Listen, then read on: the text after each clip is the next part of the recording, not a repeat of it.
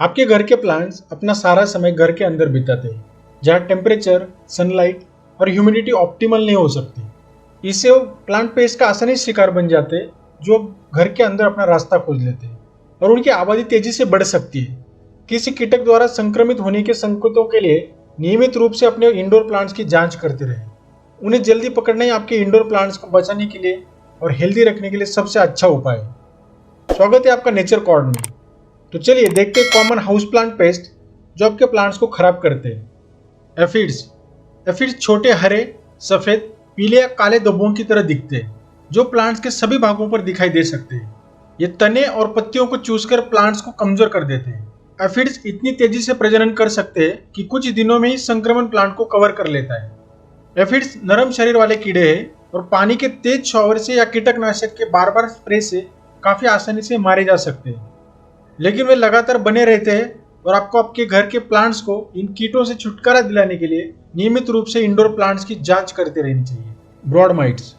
Broad mites और साइक्लामेन mites common कीटक नहीं है, लेकिन वे प्लांट्स के ग्रोइंग टिप्स को काफी नुकसान पहुंचा सकते हैं। वे आंखों से देखने के लिए बहुत छोटे होते हैं, लेकिन अगर आपके हाउस प्लांट स्टर्न, डिसऑर्डेड या पत्तियां कर्लिंग होने लगती है तो आप समझ सकते हैं कि वहाँ माइट्स है। माइट्स के पसंदीदा प्लांट्स में अफ्रीकन वायलेट, बिगोनिया, साइक्लामेन और कई ट्रॉपिकल हाउस प्लांट्स हैं। इनके लिए कुछ केसेस में माइटसाइड या इंसेक्टिसाइड का यूज कर सकते हैं। आमतौर पर संक्रमित प्लांट को डिस्पोज करना ही सबसे अच्छा होता है, ताकि माइट्स कहीं और फैले नहीं। Fungus gnats. फंगस ग्नट्स छोटी मक्खियां हैं जो इंडोर प्लांट्स के आसपास मंडराती है।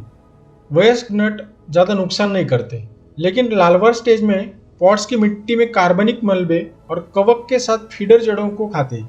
फंगस ग्नट्स नम मिट्टी को पसंद करते हैं और बड़े इंडोर प्लांट्स की तुलना में सीडलिंग में बहुत बड़ी समस्या है। आप फंगस ग्नट को येलो स्टिकी ट्रैप से पकड़ सकते हैं, जिससे पॉपुलेशन में कमी आएगी। किसी भी मौजूदा अंडे और लार्वा को मारने के लिए मिट्टी को कई दिनों तक पूरी तरह सूखने दें। कीड़ों को रोकने के लिए ड्राइड शेड का भी उपयोग कर सकते हैं। Leaf miner. पत्ती के बीच से गुजरने वाली टेढ़ी मेढ़ी रेखाएं लीफ माइनर का एक निश्चित संकेत है। ये आमतौर पर आउटडोर प्लांट्स में दिखाई देते हैं, लेकिन इंडोर प्लांट्स पर भी आ सकते हैं। लीफ माइनर छोटी काली मक्खियों के लार्वा है। मक्खी लीफ में अपने अंडे देती है और लार्वा पत्तियों के माध्यम से अपना रास्ता बनाते हैं जब तक वो मैच्योर ना हो जाए। नई मक्खियों को रोकने के लिए आप येलो स्टिकी ट्रैप्स या चिपकू स्टिकी ट्रैप्स का उपयोग कर सकते हैं।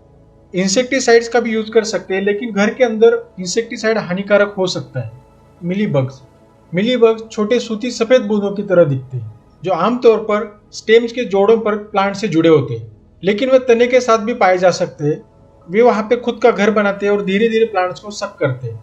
मिलीबग से संक्रमित प्लांट अक्सर ऐसे दिखते हैं जैसे सूख रहे हैं, भले उन्हें आपने पानी दिया हो। मिलीबग से छुटकारा पाना बहुत कठिन है।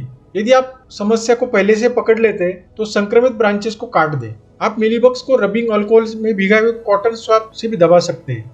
यदि आपके प्लांट गंभीर रूप से संक्रमित हो गए तो उनसे छुटकारा पाना ही सबसे अच्छा है, क्योंकि मिलीबग्स बहुत तेजी से फैलते हैं और आपके बाकी प्लांट्स पर भी संक्रमण हो सकता है। स्केल। स्केल छोटे कीड़े होते हैं जो खुद को प्लांट के स्टेम से जकड़ते हैं और फिर खुद को एक हार्ड ओवल शेप के सेल में ढक लेते हैं। मिलीबग्स की तरह वे धीरे धीरे प्लांट से रस सक करते हैं, जिससे प्लांट जीवित रहने के लिए बहुत कमजोर हो जाते हैं। स्केल संक्रमण से छुटकारा पाना बहुत कठिन है। कीटकनाशक अक्सर उनके हार्ड सेल में प्रवेश नहीं कर पाते। आप अपने नाखून या मुलायम ब्रश से स्केल को निकाल सकते हैं।